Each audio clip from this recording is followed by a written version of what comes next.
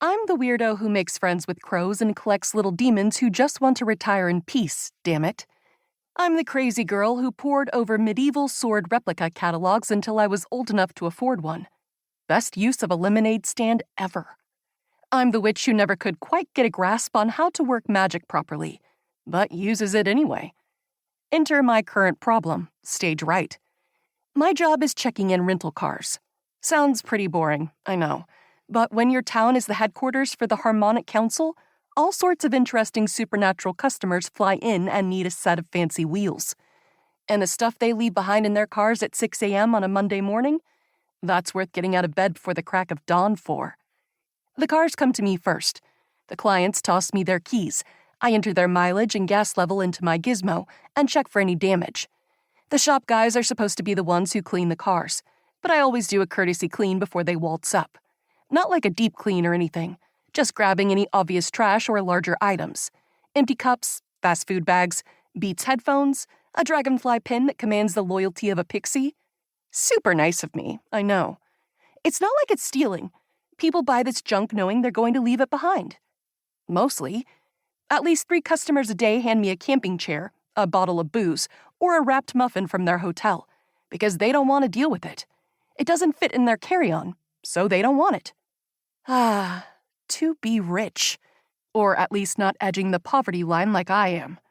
So, there I was, popping the trunk of this black BMW, when some bitty beastie jumped out at me fangs first. I try not to use magic aside from my sigils, which are foolproof, thank Finea. But when some fiend with more teeth than skin wants to stake a claim on your nose, you don't worry so much about misfires. I swatted a hand down, sparking with magenta magic like a downed power line at a rave, and Fangy crashed to the asphalt, as did the bumper of the BMW. Crud on crackers.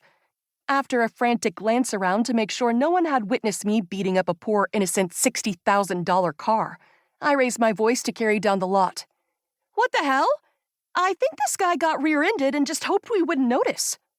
It wasn't like it'd do him any harm. My scanner gizmo said that Mr. Sutula had rental insurance, which I highly advise getting if you ever rent a car. You never know when a deer or a golem is going to end up on the hood of your Mercedes. You also never know when you'll end up within 3 blocks of me. Better to play it safe. A newly clean Lexus zipped into the nearest open space, and Bert hopped out, heading my way. This the one you're yelling about, Emmy? He jerked his chin at the BMW, inscrutable behind his dark, sporty sunglasses. But I'm Bert's favorite. He's the one I give all the customers extra booze to, so even if he knows my story is a total crock, he'll let it be. That's it, yeah. See the bumper? I pointed like it wasn't completely obvious. Here, grab that end. I crouched down and hefted one end while he lifted the other, holding it in place against the car. A little higher. There. Something sizzled along the edge of the plastic, and after a moment, Bert let go. I backed up cautiously, and the bumper held. Bert's a quarter swart elf, or something. I don't ask questions. He gets the job done. That'll hold till I can work on it later. Thanks. I ran a hand through my curly pixie cut. This one ready to go back? Yeah, just watch out for toothy little monsters. One jumped out at me. Hopefully it doesn't have any friends. Got it. He jogged over to my booth and pulled a modified ping-pong paddle off the wall. Hey, that's... Bert climbed in the car and it purred to life. And in a flash, he was gone, cruising down the lot. Mine.